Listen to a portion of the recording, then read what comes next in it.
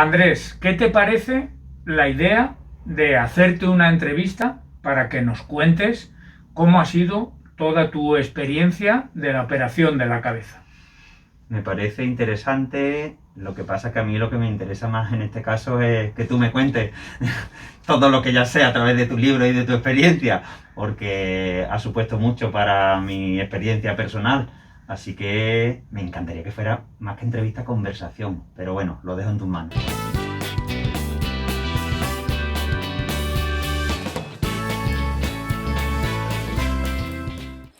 Hoy está con nosotros en el canal de Vivir con ella Andrés Melero.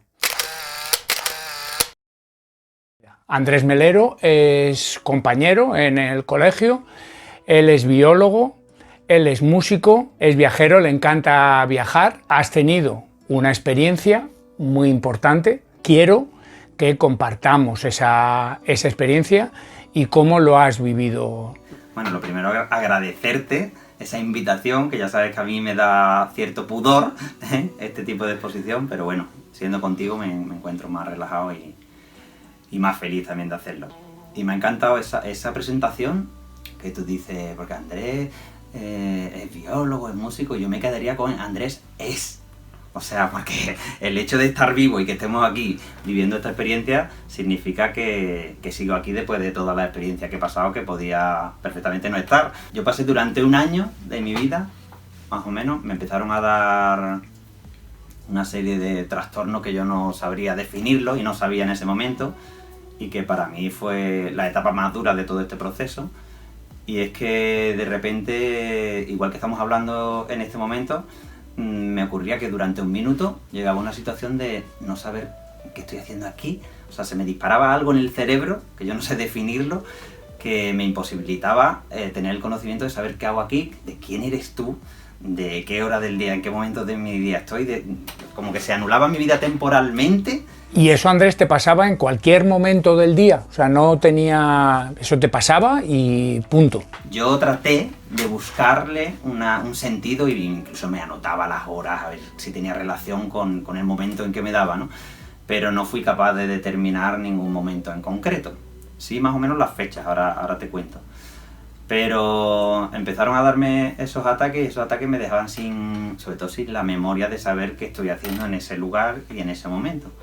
Y no solo eso, o sea, sino que todos los pelos del cuerpo se me erizaban, me entraba un calor y era tremendo. Y lo peor de todo fue cómo me quedaba después de ese minuto en que me daba el ataque, que me dejaba, no sé cómo contarlo, moralmente hundido y en una tristeza. Y yo, que siempre he sido súper feliz y alegre, o sea, es que me dejaba...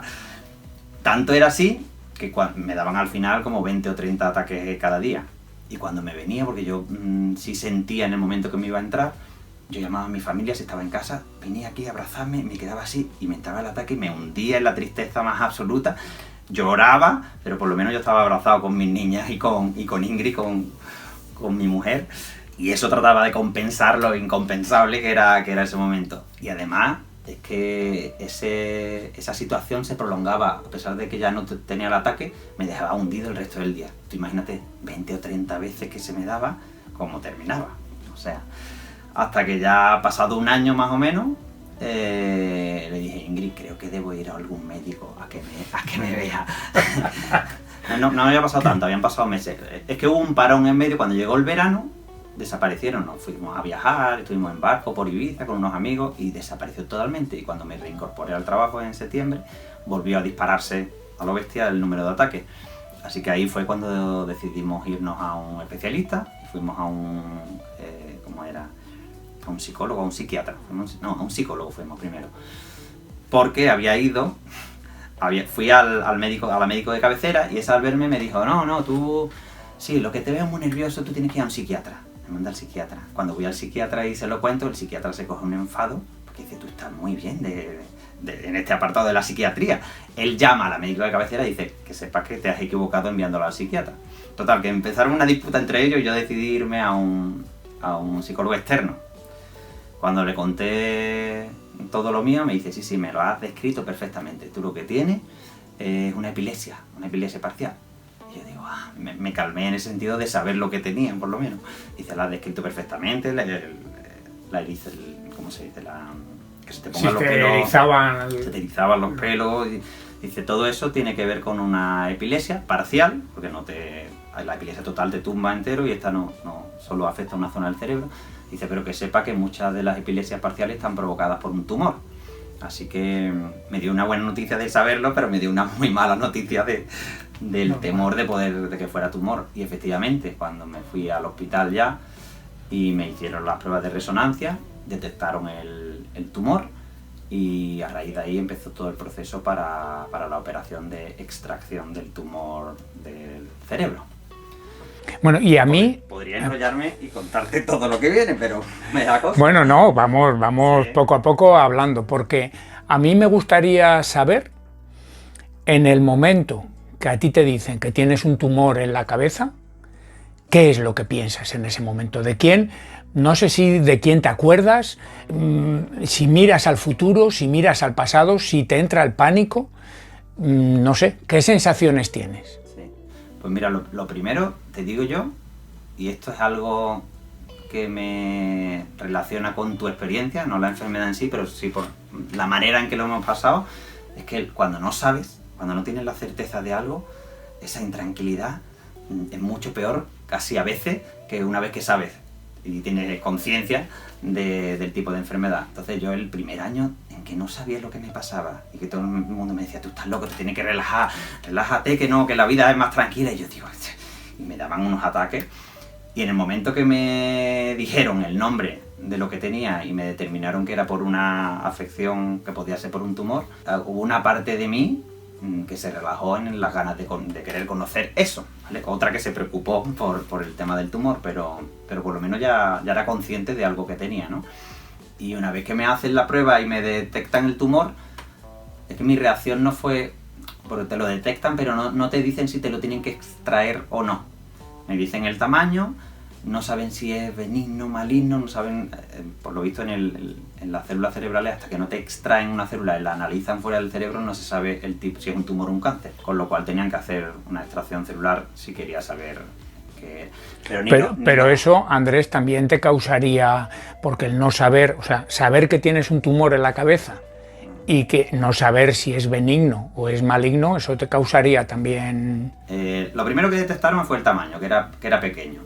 Y la localización, más o menos, que es una zona de la más profunda. O sea, el hipocampo es una zona, si yo uno este dedo con este dedo, ahí conectan en una zona muy profunda. O sea, que no era tan sencillo extraer alguna celulita.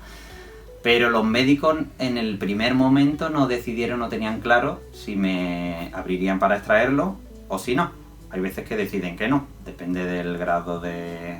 Bueno, no sé, eso es una decisión médica, los que recomiendan, porque al final la decisión final de que te lo abran y te lo extraigan está en uno mismo. Uno puede negarse y decir, no, yo no quiero que me abran, que se quede así. Pero claro, ellos saben mucho más. Entonces, en las primeras revisiones no me dijeron claramente que tenían que abrirme, hasta que llegó a la neurocirujana, a los neurocirujanos, que eso sí tienen mucha más experiencia, y ellos fueron los que nos citaron y nos dijeron, mira, esto hay que sacarlo cuanto antes, porque no se sabe si es benigno o maligno, y en el caso de que sea maligno eso crece y te puede provocar un problema muy grave. Entonces te recomendamos que se abra cuanto antes y ya está. Habían pasado unos meses desde que me dijeron que tenía el tumor hasta que decidieron eso. Entonces en esos meses es verdad que aunque fuera duro, nos quedamos como más tranquilos de saber que me lo extraían y que en esa extracción podían eliminarlo. Podían, porque muchas veces lo extraes y no quitas todas las células de ahí. Pero a pesar del drama y de que yo me harté de llorar cuando me enteré varias veces y preocupado porque te abre la cabeza y te asustas mucho, pero conocer la certeza real de lo que tenías y conocer la estadística que nos compartían los neurocirujanos también te tranquilizaba mucho. Así que dentro de todo me alegré mucho de saber que tenía un tumor, o sea, en el sentido de que sabía por qué me estaban dando los ataques de epilepsia, y me alegré mucho de la decisión de que tenían que abrirlo para extraerlo. Y a pesar de lo duro que es aceptarlo, me tranquilizaba internamente el hecho de saberlo. Bien, porque yo ahí lo que veo que es una de las cosas que yo defiendo en el proceso de la evolución, como es la enfermedad de Carmen de Huntington, que es un proceso evolutivo, el tener conocimiento y el aceptar la situación siempre tranquiliza. O sea que en tu caso, digamos que me confirmas que eso te ayudó a poder enfocar de alguna manera esta situación. Totalmente, me ayudó muchísimo, porque el desconocimiento y la incertidumbre que te genera el no saber qué te pasa a ese nivel de gravedad te crea tal angustia que es mucho más negativa que el hecho de saberlo. Otra cosa es cómo te lo tomes una vez que lo sepas. Ahí yo veo fundamental también el apoyo del entorno familiar y de amigos que yo he tenido y que lo he notado que lo tengo más en esta situación, que me han apoyado mucho el hecho de saber que siempre, pasar lo que pasara, iba a tener gente sentimentalmente unida a mi vida, y yo no sé en qué medida eso te afecta también al desarrollo de las cuestiones cerebrales relacionadas con el tumor, pero a mí me ha ido muy bien el hecho de sentir que tenía ese apoyo. ¿Y había algún momento, Andrés, en que, bueno, tú pensabas que ese tumor podría ser maligno, que por fortuna no ha sido, y qué se te pasaba a ti por la cabeza en esos momentos? Me parece increíble, pero mi prioridad era que me quitaran los ataques de epilepsia. O sea, me preocupaba más el hecho de que me dieran esos 20 o 30 ataques al día que el hecho, bueno, lógicamente me preocupaba la posibilidad de que fuera un tumor maligno, que estuviera muy desarrollado. Pero yo la prioridad era que por favor me desaparecieran los 30 ataques de epilepsia que me dejaban agotado. Y fue operarme, y es que al día siguiente desaparecieron totalmente hasta hoy, que han pasado ya más de 2 años. Nunca he vuelto a tener un ataque de epilepsia, o sea que la operación en ese sentido ha ido muy bien. Que me preocupaba el tumor, lógicamente, y hasta que no tuviera la certeza del tipo de tumor que era, iba a seguir preocupado. Una vez que te lo extraen, se lo envían a un laboratorio y tarda como 2 semanas en analizarlo y que te digan lo que es. Y esas 2 semanas intuyo que deben ser... Sí, lo que pasa es que no las puedo analizar igual que si me las planteo ahora, porque eran 2 semanas que me han abierto la cabeza, que me han quitado un trozo del cerebro, y eso tiene, además de todo esto que hablamos, tiene otras consecuencias. Entonces uno también está preocupado en ese momento por todas esas funciones que tenía el trocito de cerebro que te han quitado y que ya no las tienes. En mi caso muy relacionadas con memoria y con otras cosas. Entonces era tal cantidad de cosas las que se mezclaban aquí, que sí, lógicamente me preocupaba lo del tumor, pero no lo sentía como algo prioritario.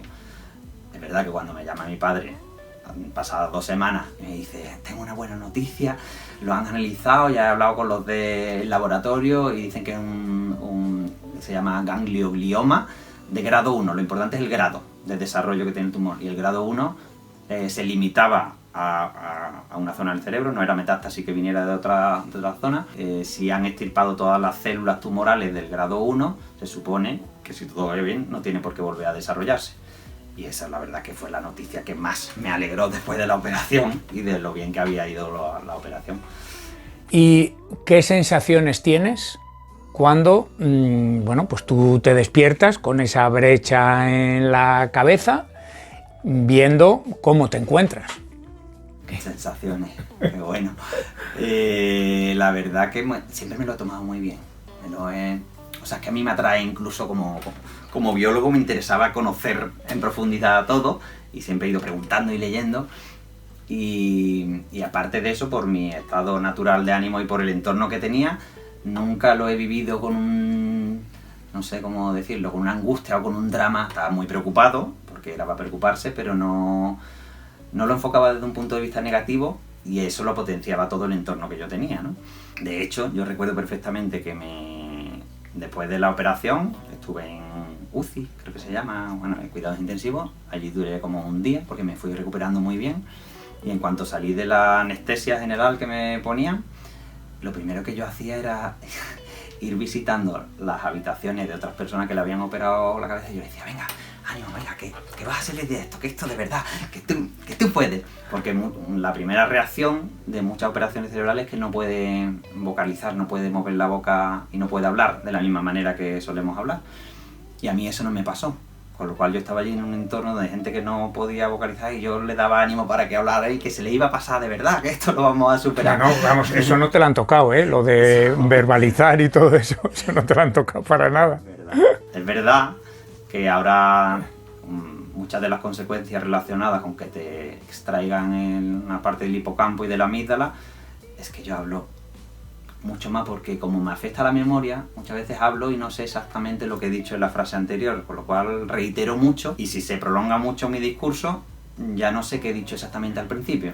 Con lo cual es difícil mantener un inicio, nudo y desenlace lógico y me pasa porque es que se me olvida en la mitad del camino de lo que estoy hablando, se me olvida exactamente, tengo que estar muy concentrado, aunque no se vea por fuera, yo tengo que tener aquí de manera... O sea que ahora estás haciendo un esfuerzo. Claro. Y lo bueno que tiene, Andrés, es que si has repetido muchas veces la misma cosa, después lo cortamos y así no parece que has repetido la... Es una de las maravillas de los vídeos. A mí es que me encanta el vídeo ahora, porque puedo hacer todo lo que yo quiera y luego cortar y que solo salga una vez lo que estoy diciendo.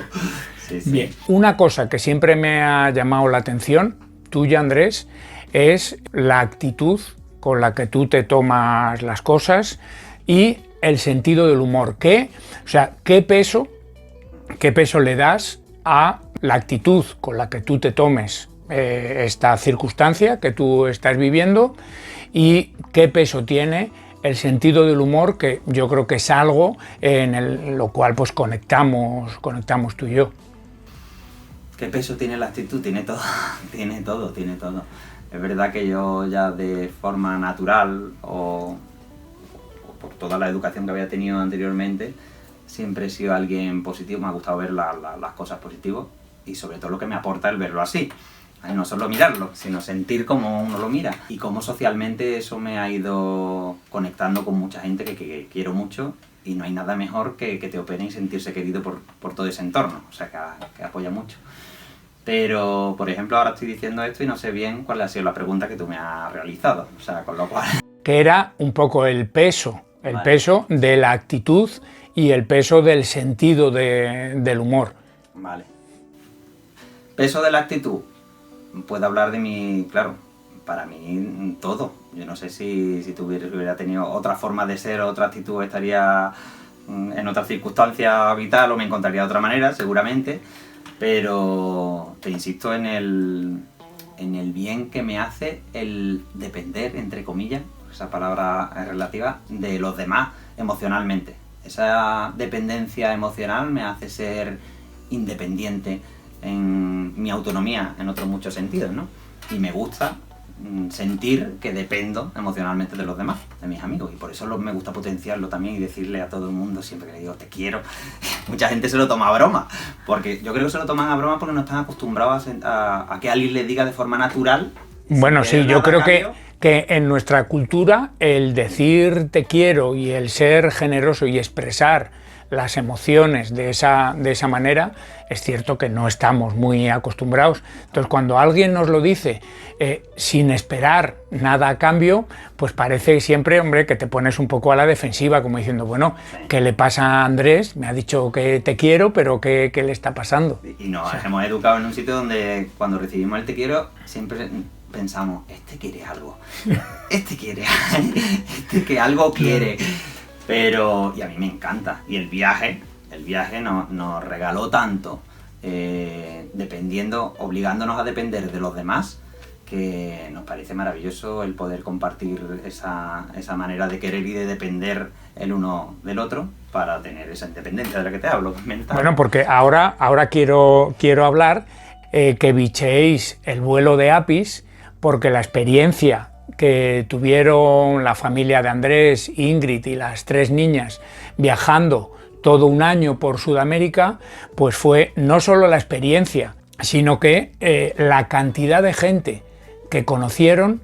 Yo creo que, Andrés, eso también ha hecho que tu, digamos, red social o tus compañeros hayan sido mucho más y hayas percibido esas sensaciones de apoyo en esta situación difícil, ¿no? Muchísimo. Igual que nos obligamos a depender durante todo ese año del viaje de la gente que nos recibía, yo me di cuenta de todo lo que me han aportado en el desarrollo postoperatorio, de todo el cariño que he ido recibiendo de ese tipo de gente, y no solo de esa gente, sino de los amigos cercanos, lejanos, de la familia, de todo. Tanto que yo suelo compartir muchas cosas en el Facebook, ¿no? Entonces mucha gente me contesta Y cuando está relacionado con una operación o con algo de salud, la gente contesta más, se lo toma más en serio y te escribe mucho más. Y me escribieron tantas personas que a mí no me daba tiempo después de la operación, pero yo me impuse el reto, digo, yo tengo que contestarle a todos. O sea, mensajito a mensajito, me pasé semanas pudiendo contestar, pero cada mensaje era que yo leía, me daba un subidón moral en ese momento tan duro que me apoyaba mucho. Yo sentía la obligación de tener por lo menos que agradecerle, no sabía de que, aunque fueran 3 palabras, pero contestarle, ¿no? Y volviendo, que no se me olvida, a la pregunta tuya de antes, que me preguntabas por eso y por el sentido del humor, la importancia del sentido del humor, a mí me parece, o sea, es que si no, por un lado veo básico el cariño y el amor ajeno, pero por otro lado veo tan importante y me ha aportado tanto el utilizar el sentido del humor en esta situación tan dura, y lo veo tan compatible, porque mucha gente se piensa que el sentido del humor es incompatible con un momento duro o difícil de la vida. Yo lo veo justo lo contrario. El hecho de poder reírme de cosas que me pasan a mí, iniciar a lo mejor una conversación con un chiste o con algo relacionado con eso, luego me da una posibilidad de adentrarme seriamente en ese tema, en profundidad, que es diferente a si me lo hubiera tomado desde el principio con otra actitud, ¿no? Entonces me ayuda mucho, el sentido del humor me ayuda a profundizar en temas que son relevantes, importantes, y no es incompatible el hecho de hacer un chiste o reírme, siempre y cuando no perjudique a nadie, me perjudique a mí mismo, eso sí, pero me ha permitido abordar cuestiones serias de otro modo, y ahí tú eres también un ejemplo potente de ello. A mí me gustaría preguntarte a ti, en serio, ¿cómo lo has vivido tú y qué beneficio en tu situación te ha producido el hecho de tomártelo en algunas ocasiones, porque supongo que en la primera fase no te lo tomabas con el mismo sentido del humor que ahora, pero ¿en qué te ha apoyado, cómo te lo has tomado y cómo ves que va evolucionando en el día a día, ¿no? Pues a mí el sentido del humor para mí ha sido la gran válvula de escape, porque yo he estado durante todo el proceso de la enfermedad de Carmen, yo creo que sometido a una presión muy grande, y esa presión pues es como las ollas que están cociendo, y hasta que no empieza el silbidito a salir, pues se está concentrando todo eso ahí. Entonces, para mí el reírme, empezar a reírme un poco de mí mismo, un poco de la situación, ha sido una gran válvula de escape. Y en eso creo que hemos coincidido mucho, porque yo viviendo una situación, digamos, en el tiempo, y tú viviendo una situación dura en el momento, hemos compartido, pues bueno, situaciones de reírnos mucho de nuestras propias situaciones. Entonces, para mí ha sido, lo mismo que te ocurre a ti, fundamental porque ha sido mi gran válvula de escape. Entonces, yo siempre digo que hay muchas cosas en la vida que tú puedes tomar la decisión de cómo te lo tomas. Entonces, yo decidí, y me sale también por mi educación, por mi familia, por tu mamá, pues bueno, sí, mi mamá, que ha tenido mucho éxito en su felicitación de Navidad, pues mi madre también está viviendo una situación difícil, porque al principio de la pandemia falleció mi padre. Llevaban pues mira, casi 70 años juntos, y mi madre pues bueno, viene de una generación que han aprendido a sufrir mucho, y a mí lo que me ha transmitido es aceptar cuanto antes las situaciones, y además a tomárselo con un poquito de humor, y el poderme yo relajar un poco y poder decir, bueno, pues que puedo sonreír y que puedo tratar de divertirme, y que no está, como tú muy bien decías, Andrés, no está discutido con tomarme en serio mis responsabilidades como cuidador y todas las responsabilidades que tengo, pues como padre o como profesor en mi trabajo. Pero si me las tomo con un poco de humor, pues por lo menos me divierto mucho más, Y cuando consigo encontrar ese punto de humor, pues la verdad es que me relajo muchísimo más, que es lo que me ocurre cuando estoy contigo, porque tenemos una visión similar de cosas duras, y entonces eso hace que yo pueda hacer una broma de la situación de Carmen y sé que tú la vas a entender perfectamente porque sabes que no estoy frivolizando de una situación difícil. Lo mismo cuando tú haces alguna broma, pues sé que no frivolizas y que no te da igual absolutamente nada, pero el reírnos de esas dos cosas, pues la verdad es que a mí me encanta. Yo creo que científicamente, yo nunca lo he investigado, pero el tema del humor, bueno, creo que sí lo he leído alguna vez, pero que te libera una serie de hormonas en el cerebro cuando lo desarrollas y lo potencias, y esas hormonas tienen unos efectos muy positivos. El deporte me ha ayudado mucho a enfocar la situación que estoy viviendo. A ti también te está ocurriendo que los beneficios del deporte te están ayudando mucho a esa recuperación de tu operación. Sí. Bueno, primero que era aficionado, comparado contigo, al deporte, pero nunca lo he hecho. Siempre ha sido un deporte social que me ha gustado a mí, para relacionarme. De hecho, yo empecé a correr porque llegó una edad en que no veía mucha gente, cada uno tiene ya, cuando cumple 30 y más de 30, la gente se involucra demasiado en todo lo que tiene que ver en toda su vida, ¿no? Y la veo mucho menos. Entonces, sin embargo, esa gente, muchos de ellos salían a correr, y digo, pues quiero estar con ellos y quiero verlo, venga, voy a correr. Y empecé a aficionarme a las carreras tranquilas porque era un tema social también. Deportivamente me interesaba porque te mantiene en forma. Y luego de la operación empecé a leer también cosas relacionadas con el deporte y el beneficio que tiene a nivel cerebral, especialmente cuando te ocurre algo en el cerebro, ¿no? En mi caso, que me habían extraído una parte, ¿no?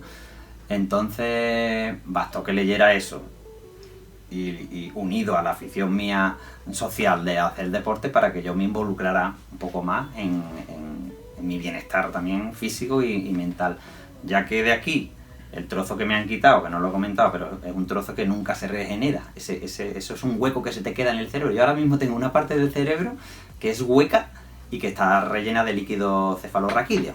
Bueno, pues lo disimulas muy bien, o sea, bien, de sí. Cara hacia afuera lo disimulas bien. Sí, porque es algo que no se ve por fuera. Bueno, ahora te comento, pero eso está lleno de líquido, pero las conexiones generales del cerebro, el hacer deporte de forma rutinaria, te va potenciando esas conexiones, incluso nuevas, pero no solo eso, sino que a nivel hormonal se disparan hormonas como dopamina, hormonas como adrenalina, y esas hormonas tienen influencia directa sobre el carácter y sobre cómo se encuentra uno, la autoestima y los subidones que te dan. Entonces basta que me hubieran abierto la cabeza y que yo supiera el bien que causa el deporte en las conexiones y en el estado de ánimo general, para que yo dijera, yo tengo que hacer deporte, no hacerlo, sino convertirlo como una rutina vital en mi vida. Y ahora que tengo más tiempo involuntariamente en mi nueva circunstancia vital, por lo menos quiero cuidarme por fuera todo lo que pueda y por dentro también trataré de hacerlo. Pero es que, Andrés, todo esto que estás diciendo para mí es un ejemplo de las posibilidades que hay, de las decisiones que tú puedes tomar ante determinadas circunstancias de la vida, porque tú perfectamente podrías decidir que no quieres hacer más deporte, pero sabiendo que el deporte te beneficia, tomas esa decisión y además eres consecuente. Porque a mí una de las cosas que siempre me ha llamado la atención, tanto tuyas como de tu familia, de Ingrid, es que tenéis una gran capacidad de determinación. Cuando queréis y os apetece hacer algo, lucháis por esas cosas. Porque vuestro viaje durante un año por Sudamérica, hombre, yo cuando vosotros publicabais cosas, pues yo veía que decía, ¡uy, qué envidia, que estáis en las cataratas, no sé qué suerte en Machu Picchu! Y me gustaría ser como vosotros, lo veía. Pero a mí lo que me llama la atención es que no todo el mundo es capaz de tomar la determinación de hacer las cosas previas para hacer ese viaje de un año por Sudamérica y después llevarlas a la práctica. Y lo mismo ocurre con tu determinación a la hora de hacer cosas que te benefician, en este caso el deporte, pues bueno, tomas esa determinación y sobre todo actúas. Porque es muy fácil decir, oye, a mí me encantaría estar un año en Sudamérica y hacer.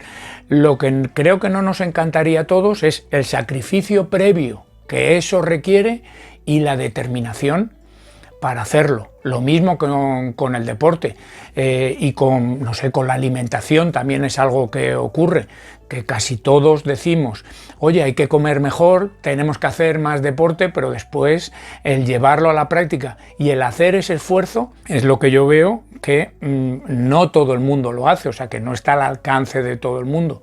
Totalmente de acuerdo, totalmente de acuerdo.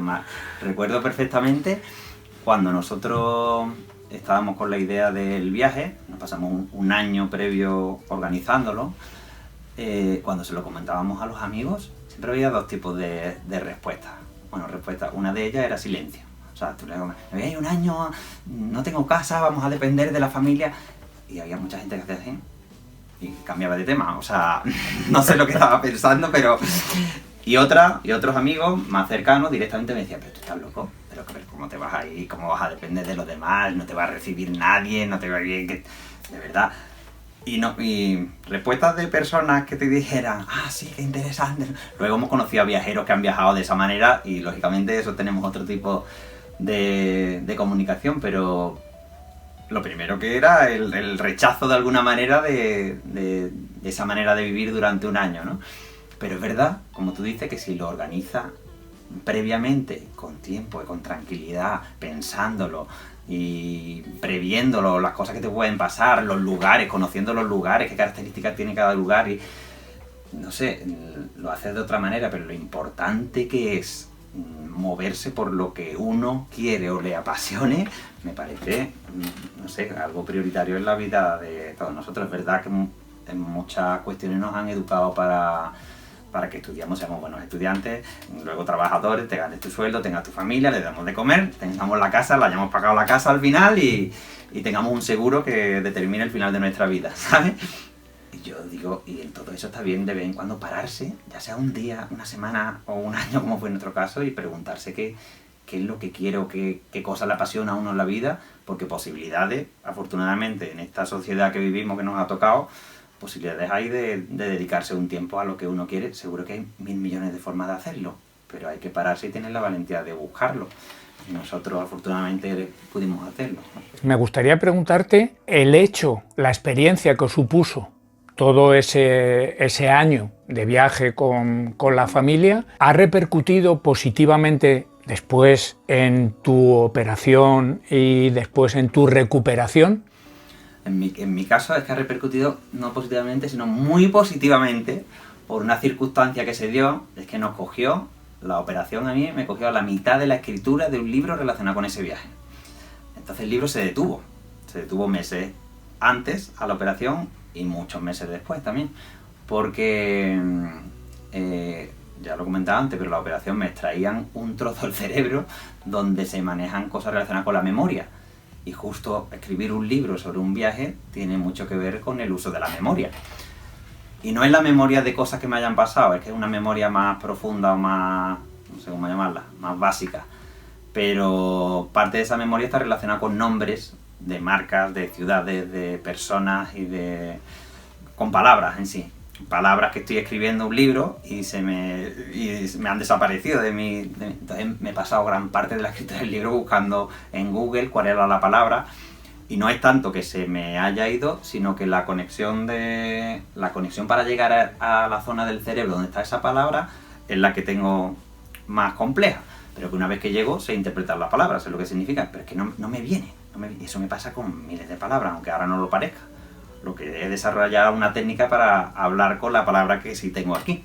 Con las palabras que no tengo, que son muchas, no las puedo decir. Pero escribiendo, que uno quiere escribir de forma diferente y más pausada y pensándoselo mejor, me costaba muchísimo. Entonces yo decidí retomar la escritura, que me apasiona, pero justo en un momento que era muy difícil, porque es cuando me han quitado la memoria de muchas palabras. Y eso me obligó a reconectar con toda Sudamérica prácticamente, con todos los amigos de Sudamérica, porque gran parte de la escritura está relacionada con anécdotas donde intervienen muchos de ellos. Entonces yo tenía que reconectar con ellos, preguntarle cosas, y ellos me iban poniendo al tanto de todo aquello que habíamos vivido, me iban recordando. Y eso o sea, que de alguna forma yo siempre digo, yo no quiero terminar el libro, porque es que eso me mantiene viajando, aunque sea un viaje desde esta parte del mundo y más quieto, pero ha supuesto mucho el hecho de retomar esa conexión para poder terminar el libro, cosa que ya está concluida. Pues esto es otra de las cosas que quiero decir. Andrés, aquí donde le veis, tiene un don, entre las muchas virtudes que tiene, que es que escribe de maravilla. Están ahora, ya ha finalizado, Andrés, el libro. Ya ha finalizado el libro. Si os interesa, le podéis hacer una petición, porque creo que va a ser un libro maravilloso por la experiencia vital que nos van a contar. Entonces yo creo que estamos muchos, Andrés, expectantes para ver cuándo ya va a haber posibilidad de tener ese libro. Ojalá sea pronto. Incluso yo estoy muy expectante. ¿Sabes qué pasa? Y me pasa mucho, que el hecho de que me falle la memoria, yo me ha ocurrido porque me tengo que leer, bueno, ahora cuento una anécdota. Yo al leer un capítulo de los que he escrito, como en muchos de ellos no soy consciente de haberlo escrito, estoy leyendo y digo, qué interesante. Si lo he escrito yo, digo, o sea, yo a veces no soy consciente de que lo que leo lo he escrito yo, con lo cual me da una distancia como lector que me permite disfrutarlo de otra manera que si fuera plenamente consciente de que lo he escrito yo. Es raro, pero me pasa mucho. Hasta tal punto, yo en la escritura, que me ha costado, esto que he comentado antes relacionado con la memoria, me ha hecho ralentizar muchísimo la escritura, hasta tal punto que he decidido irme todas las mañanas a la biblioteca a escribir, y al final de la mañana yo podía escribir como un medio folio, en total, porque no me acordaba de muchas cosas relacionadas con eso, porque no me acordaba de la palabra que tenía que elegir, y porque otra de las dificultades es que cuando escribes una palabra y no eres consciente que la has escrito porque se te va de la memoria rápido, en la siguiente frase vuelvo a repetir esa palabra, y en la siguiente vuelve a aparecer esa palabra, como si hubiera desaparecido totalmente, hasta tal punto de que en un mismo párrafo yo me podía encontrar la misma palabra 10-15 veces, con lo cual tenía que releerlo y borrar la palabra y buscar otra que sustituyese a esa, vamos, una locura. Y incluso he repetido capítulos enteros, se ha dado la circunstancia de capítulos que he tardado meses en escribir, me dio por releerme y yo digo, ostras, este capítulo no puede ser, si me ha costado muchísimo, yo no era consciente de haberlo escrito, y eso me obligó a cambiar la manera de escribirlo para releerme constantemente, para no repetirme, en fin, una locura que ha ralentizado todo mucho, pero bueno, por eso estoy tan contento de haber... A las personas que nos estén viendo en estos momentos o que hayan aguantado hasta aquí esta conversación, Andrés tuvo el detalle de, a los amigos cercanos, a su círculo, mandarnos un documento explicándonos todas las sensaciones que él tenía y todas las dificultades que él tenía, porque aparentemente pues no tiene ningún problema, pero interiormente tiene una serie de dificultades, como ha estado explicando con el tema de las palabras y todo eso. Entonces hizo un breve resumen de unas, no sé, 15 páginas podían ser, de todas las sensaciones que él tenía, y eso nos permitía a nosotros pues entender muchísimo mejor en qué consiste que te quiten un tumor de la cabeza y las consecuencias que eso tiene. O sea, más que escribirlo yo, fue que empecé a leer muchos libros de personas que han tenido operaciones relacionadas con el cerebro, y lo que iban comentando esas personas, al yo leerlo me sentía muy identificado. Comentarios que no podía hacer en la normalidad del día a día con casi nadie, porque o no le ha pasado o no lo entienden de lo que le estás hablando, ¿no? Y yo me leía y me sentía tan cercano que empecé a subrayar esa frase, y esas frases fue las que cogí, las metí en ese libro y yo iba comentando esa frase Pero saldrá otro libro en el futuro, que yo me emocioné y me conquistó solo el título, que se llamaba, creo que ya te lo he comentado alguna vez, el título es Memoria, que es un juego de palabras entre lo que ahora me falla, que es la memoria, pero lo que me pasaba antes si no me hubieran operado, quizás, no lo sé, y era que me moría. Es que ese juego de palabras me parece tan especial. Entonces yo digo, yo tengo que escribir un libro que se llame Memoria, donde voy contando todos los problemas o todas las dificultades relacionadas con memoria que tengo después de la operación, que son muchas, ¿eh? Ya tengo 200 y pico puntos, aunque no se vean por fuera. Una de mis dificultades muy grandes es cuando hay mucha gente, o sea, aquí puedo hablar de una manera, pero cuando hay varias personas, y tú sabes que en Andalucía y en Sevilla se habla y hablan muchos a la vez, o por ejemplo en el aula, que hablan muchos niños a la vez, yo soy incapaz. O sea, me llega el sonido, pero mi cerebro no es capaz de interpretar esas palabras que me están llegando. Yo es como si escuchara... Y mi cerebro no... Si yo me detuviese ese sonido y me pusiera a pensar que ha dicho este, que ha dicho este, que ha dicho este, interpreto y sé identificar qué significa cada palabra. Pero es que no me entero cuando hay ruido. Por eso me encanta hacer las cosas de uno en uno. Bueno, pues Andrés, no sé si quieres que hablemos más, no sé si esto va a quedar muy largo, si tienes algo en el tintero. Yo, por mi parte, darte las gracias porque sé que eres una persona, no sé si es tímida la palabra, pero que no te gusta exponerte para hablar de todas estas cosas tan personales. Yo creo que eres un ejemplo y que merece la pena el que gente que haya podido pasar por tu situación pues vea cuál es tu actitud, cuál es tu determinación, porque no es hablar por hablar, sino que es un caso real de una operación de un tumor cerebral y cuáles han sido las consecuencias y cuáles han sido tu actitud. Y verlas y escuchártelas a ti de primera mano, pues para mí por lo menos pues es algo que me sirve mucho y que me motiva. Yo le daría la vuelta. Para mí el ejemplo eres tú. porque una cosa es vivir las cosas en primera persona, como me ha pasado a mí, y es verdad que yo he tenido mucha suerte en cómo ha ido todo y en el tipo de tumor que he tenido y eso. Y otra cosa es lo que te ha pasado a ti.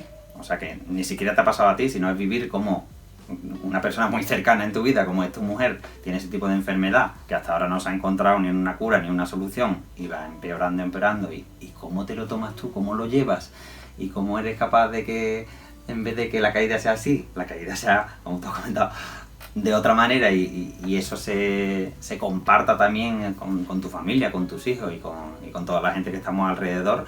A mí me da muchas veces vergüenza de quejarme de lo que me pasa a mí, porque me puedo mover, me puedo reír, puedo pensar, aunque tenga más dificultades, con todo lo que has pasado tú y lo que supone también para tu vida sentimental todo eso. Así que lo que tú le dices muchas veces a tus hijos, que está prohibido, no sé cuál es la frase que tú le dices. ¿Cómo? No. Yo lo que les digo es que mientras no lleguen al nivel de su madre en problemas y en dificultades, que problemas no tenemos ninguno, que tenemos asuntillos a resolver. Eso. Pues yo me considero uno de esos asuntillos a resolver al lado de lo que te pasa a ti. Así que también eres un ejemplo, y el ejemplo, si es cercano y tenemos esa confianza y encima lo alimentamos con humor, me parece tan positivo, incluso para mí, que me encanta venir aquí, aunque sea hacer una entrevista.